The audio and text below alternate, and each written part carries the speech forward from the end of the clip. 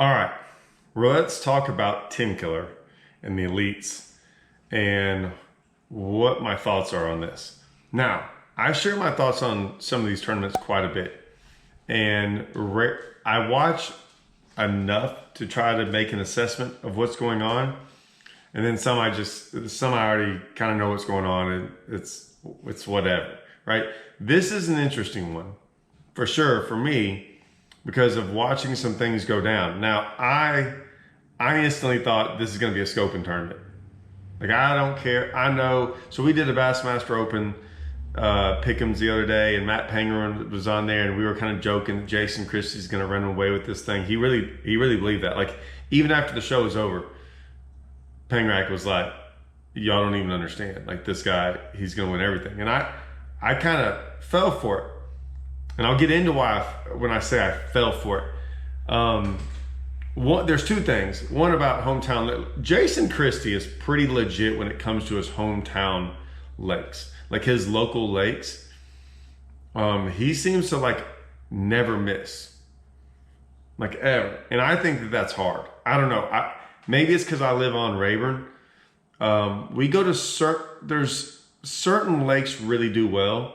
Rayburn's one of those ones where I have seen guys that live there forever, and it just like, it's never stable on Rayburn. Rarely is it stable a lot of times when big tournaments come there. When it's stable and big tournaments come there, I usually do really good.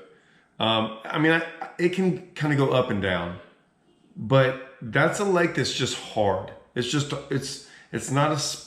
a spot lake where like the spot might work for a couple weeks or maybe a year, but it's not a place you can go to. I call them there 6 years ago and go back there and catch them. It doesn't work like that at all. It's always changing. It's always fluctuating. The grass is always different. And now you add it in live scope. Oklahoma and some of these lakes where it's rock and spots and things like that, it seems like you can go to those places over and over again, just because like those rocks never change, right? Trees in the water never change. Bushes never change. We used to have bushes and willow trees on Rayburn that I could count on them in May. Like, I could go throw a frog underneath them in May and it was automatic.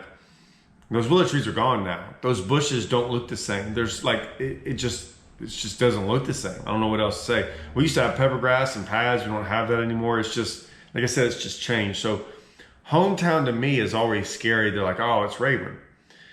Jason usually doesn't miss. And so right now it looks like he's missing. And the lake's all crazy up and down and everything. Now, what I think about this tournament in general. It's pretty cool right now. It's cool right now. Cool and not cool. Okay, here's a plus side of it.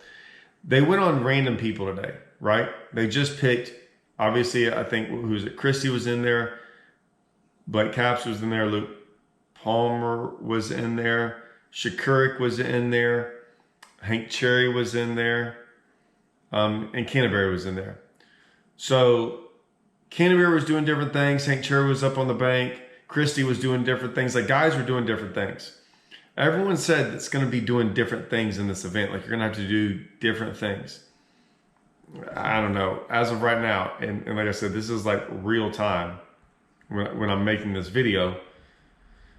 Let's see. Trey McKinney's winning, right? With 17 pounds. I have a weird feeling he's doing like one thing. Maybe two, but I still think he's live scoping. I don't think he's going down the bank. I don't think he's doing anything like that. Jordan Lee's in second. I don't know. There's no telling what Jordan's doing. So we'll get to see, hopefully, Jordan and Trey tomorrow, what they do, and see if they actually change things up. But this is a cool event because it's changing up. I noticed some interesting things. And this is what I think is very important about these elite events and the old versus young. And I talk about this a lot of times, right? When I say old versus young, it's the old mentality versus the young mentality. I have it as well. I'm getting it less and less on Rayburn. Like, when I go to Rayburn now, it's less and less of, I know what to go do on Rayburn no matter what. And if I zero, I zero. I don't care anymore. But I'm only going to fish Rayburn one way. If I go to Toledo, same thing. Now there might be a month or two in there where I don't, but especially like right now, there's no doubt what I'm going to go do. It's not even, I don't care if the lake came up 10 foot. I'm going out there. I'm going out there and I'm going to go scope. It's just how it's going to be won. It's how it's going to be won. It's taken me a couple years to get that in my head. Now that's easy for me to do on Rayburn because I've, quite frankly, not saying I've gotten beat, but when you see how it's won every single time, there's no reason to do anything else. Side note, I also think that's why Rayburn is like the worst draw right now for tournaments, because I don't know what to tell everyone, but like I think everyone knows it, and that's why Rayburn was the best draw in Texas. Now it's like one of the worst. So I'm just gonna throw that out there. That's not a knock on anything. I'm just making a factual statement. When I go to new lakes or lakes that I have, go to once a year, it's hard for me to just go instantly out there and go live scope. Like I'm not exactly as comfortable. I'll struggle probably more trying to do it, trying to figure it out. And then when I know I can go do something else. Does that make sense? Like I know I can go do something else and catch them better, but I know this is still the way to go win. So usually I go practice to go win, and if I can, I go do something else. Watching them, like Canterbury is a prime example. And this isn't a knock on Canterbury at all. Like 100% all. I think this is happening across the board to across anyone over the age of 35. Give me some leeway on that. That's not exact, but definitely over 40. They know what to go do. They know it's going to be one live scoping. Maybe they don't know how to live scope, maybe whatever. But what's funny is like even when they catch them, like they Canterbury couldn't help but go flip. You want to know why? Canterbury's made a lot of money doing that, fishing shallow.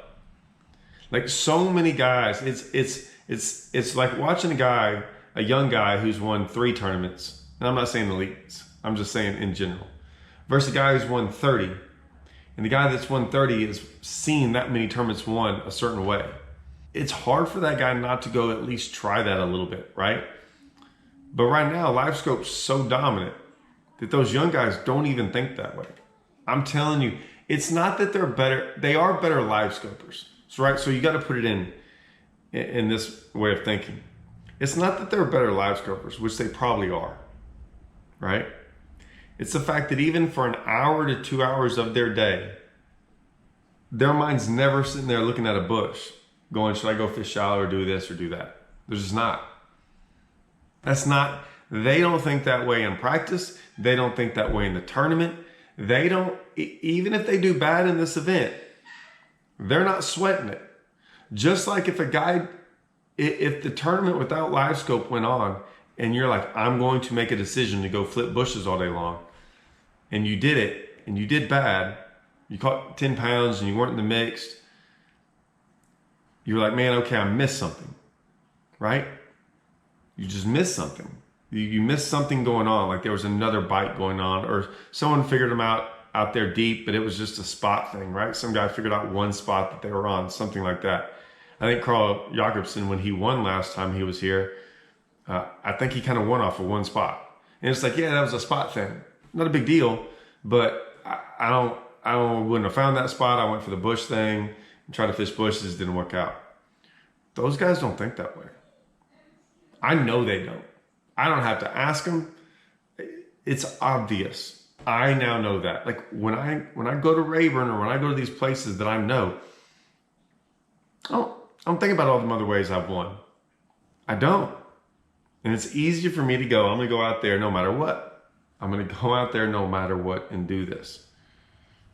That's what those guys do. They go out there no matter what and they do it. Win or lose, they're committed. And guess what? They're going to catch them better. They might not always catch them. And the same ones might not always catch them. But the pattern's better. It's a better pattern. It's the better pattern. They might not figure it out, but it's the better pattern. They're doing what it takes to win the event. and they're not thinking at one point in time to go do something else. It's not what they do. They're live scopers. That's what they go do. Everyone can say, oh, they can fish all these different ways. Okay, great. Maybe. That's not what they do. That's not how they fish. They look at the lake, and they're like, how do we go live scope this lake? And that's the way to win. And that's what they're doing. And I think the hardest part is for these other guys that go, they try to split it up and they try to do these things. And I'm not saying there's anything wrong with that. It's gonna be hard for those guys to ever win again if that's the way they look at it, unless something changes. I heard that there's the rumors, you know, that they're gonna go half and half next year. Oh my gosh, I hope so. I want them to so bad. Every single, I've wanted to make videos about this forever, and I'm gonna say it right here. And I'm gonna make a longer video about this, but hear me out. I'm gonna say this one comment, and this is the whole video for the next time. Every single elite angler, every one of them, should want it to be half and half next year. Every single one of them. They should. They don't, but every one of them should. And there's a big giant reason for that, a massive reason. It's probably not the one you think. So I'll make that video later. But that's what I see on Tenkiller. I think it's a pretty cool lake. I like the changing conditions. I like everything.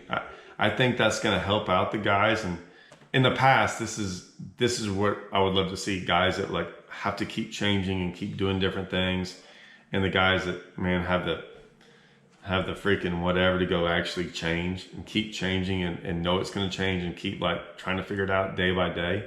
Actually truly do it, not get hung up on what they did yesterday. Man, I freaking, those guys that can do that, I try to fish that way a lot of times. Sometimes I don't. Sometimes the lake forces me to do it. Sometimes I just kind of get, I don't know, maybe I get lucky and I just do it. I don't know, but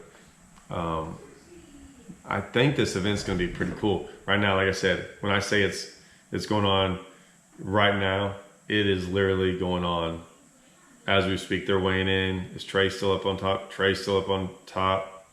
Looks like nothing much has changed. And some guys didn't catch him. See, there's going to be some guys at live scope that still don't catch him, right? It's just a different deal. There's some guys, you know, kind of didn't catch him that great live scoping.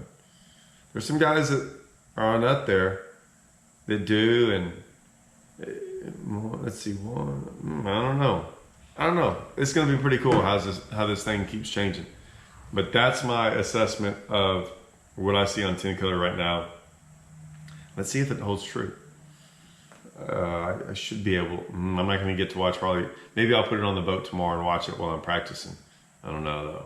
I got other things to worry about than what they're doing on Tenkiller. But that's my thought so far. Let's see how it plays out.